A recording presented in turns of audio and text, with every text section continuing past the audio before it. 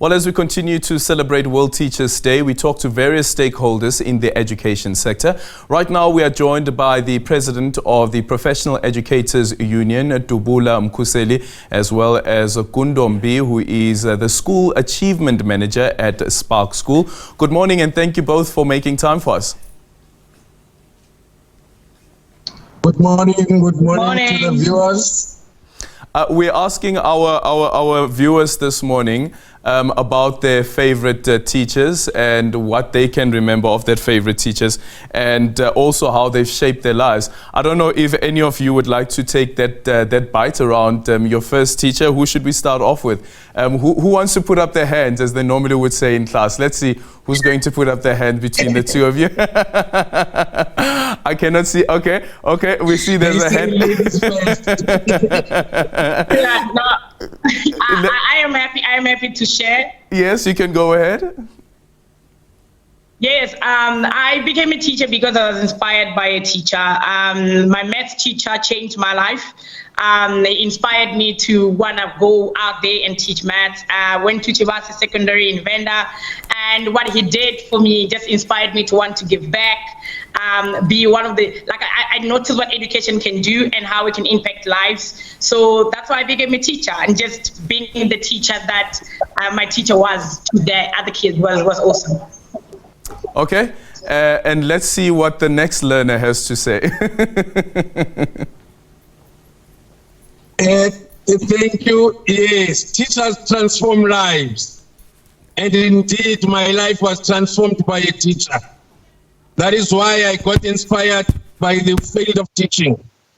I can count a number of teachers in my life that made an impact in my life, but I think the list will be endless, because up to the university level.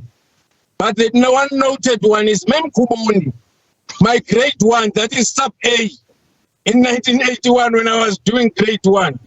That one started everything. That's why I'm where I am today. Yeah. Then others joined that train. Yes. So I'll always be appreciative of that one. May her soul rest in peace. Yeah, and Dubula, how has this journey been for you in the education space? Earlier on, we were speaking to the Secretary General of SATU, Mukwena Maluleke, around what has changed since 1994 and how we've also been able to increase the number of children, at least, who are able to enroll in schools, and also increase the number of teachers so that every child has a teacher in front of them. Thank you. Since the dawn of democracy, there has been a lot of changes in the education system, although we still expect a lot. For example, as you put it, let me start with the issue of stakeholderism within the department. The collaboration we have with the Department of Education, it's something that was never there before, because it was a question of a spoon-to-mouth kind of a system. But these days, there's nothing happening without us, because it's all about us, and we are currently involved, and we work together with the department. Although as a family, you know, at home, today you all smile like we do today, then tomorrow we frown at each other, but the goal is always achieved. Yes, in terms of the number of the teachers intake, there are too many teachers now. We have got about plus minus 460,000 teachers in the country, which was not there before, and there are too many intakes. And fortunately, we are now talking again with the function shift of the great R's or the ECD into the main system.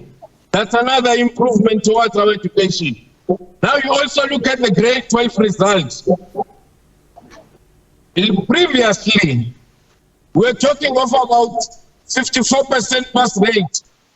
But these days, because we work together effectively with the department, we started talking at the A level of pass rate because of the impact of the same teachers with the Department of Education and the parents too, although we cannot rule out challenges that are there. So summarily, I would say there are a lot of changes that are there, and it's work in progress. Yeah, a lot of changes and work in progress. Gundo, from your end in the private sector as well, in the education space as well, what would you say some of the good changes have been, but what are some of the bottlenecks that we still need to deal with? So in the private sector, I believe that teacher development is being a main focus. For example, the organization I work for, which is Spark Schools, we believe that South Africa will lead global education. It's one of our mission.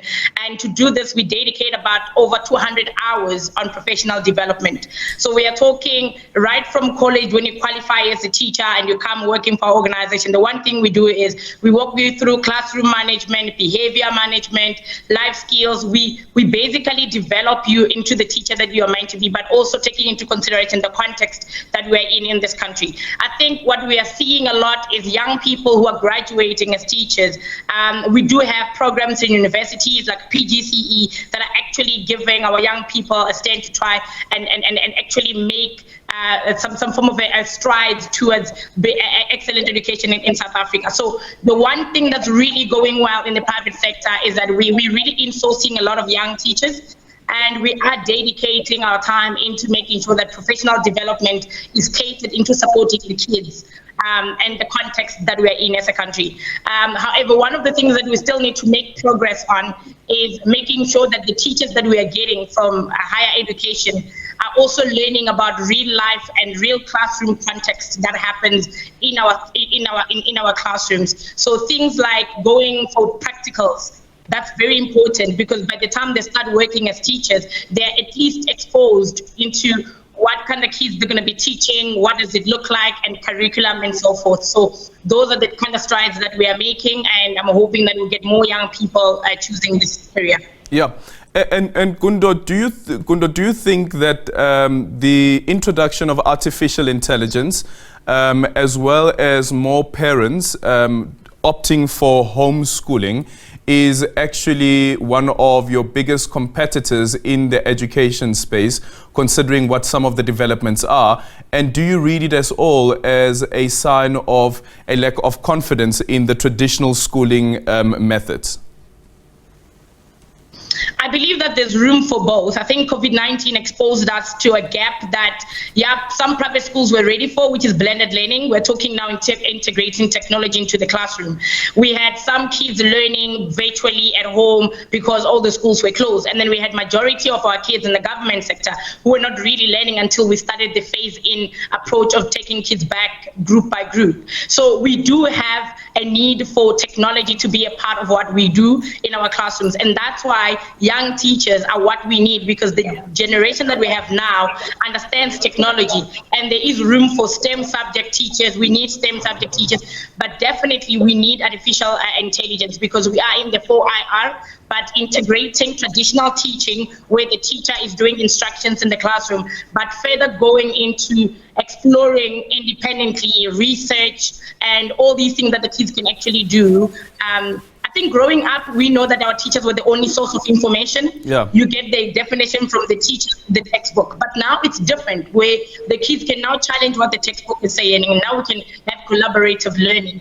And we want parents to also start getting to know that learning doesn't only start and stop in the classroom, it starts at home. So we need that collaboration as well if we need to make strides. Okay. Dubula, do you see artificial intelligence at all being a threat to some of your members? Let me say this, there's nothing that will ever replace a teacher, whether artificial intelligence or what. But what I know is that these two can work together, they can complement each other. That is why, for the benefit of the child at the end of the day. That is why we always say a teacher is a lifelong learner. Because as my sister said, on teacher development, we work towards the coding and robotics, and we are touching strongly on issues of artificial intelligence. And who's spearheading that is the teacher. Therefore, that cannot be a threat to a teacher, because this is the same way that the teacher innovates the system of education from where we are. So teachers are irreplaceable. That is why we always say nothing will ever erase what the teacher imprinted in a child's mind. Like I say, to you, I was sharing what happened to me more than 40 years ago, which means that was implanted previously. Yeah. But this time, we are developing as we comply with the 4IR and working towards making sure that the learner that we produce these days is the learner that is can compete globally and with everything that is there. Thank you. But Dubula, do you actually think that you are approaching this from a critical point of view? Because while we speak about the importance of teachers, artificial intelligence is able to outperform a teacher, as an example, because it's not a human being on the other end. And also the reliance that some children now have on the support from artificial intelligence and the likes of ChatGPT as well, where they're able to assist children with their schoolwork, is that at some point you might find that in certain subjects, teachers may become redundant. What I know is that a teacher will never be redundant. However, what is important is that whilst we work on this work together. Teachers, we develop them so that they can be able to be innovative enough and work towards making sure that these learners are led by teachers in the very same artificial intelligence. Remember, in all this, there are do's and don'ts. And if we guide our learners towards it, the only person who can guide these learners are the teachers. So it's not a question of teachers threatened by artificial intelligence, but it's teachers guiding learners towards a proper use of the very same artificial intelligence and developing further. So it's not a threat as such, but a way of developing. And as you say that some teachers may be said to be redundant, I can share with you, for example, when it comes to language these days, artificial intelligence applies clearly in languages, because we also use the very same artificial intelligence in interpretations of some terms in languages to simplify the very same concepts that are in various scientific subjects and other terms. So who is leading that is a teacher. So that is why I say today, it is a teacher that will spearhead that. And is the teacher, this lifelong learner who is a teacher is supposed to be on the alert all the time. That is why all teacher unions, if I can share with you, are involved in the teacher union collaboration, leading teacher development with the Department of Education. So that is why I said we are dealing with the coding and robotics in various schools for various levels to introduce it, and teachers are at the forefront of it. So that is why I said, it's never a challenge. The teacher will never be replaced by any robotics or what. A teacher will always be there. Thank you. Thank you so much. That is President of the Professional Educators Union, Dubula Mkhuseli, as well as Gundo Mmbi, who is the School Achievement Manager at Spark Schools.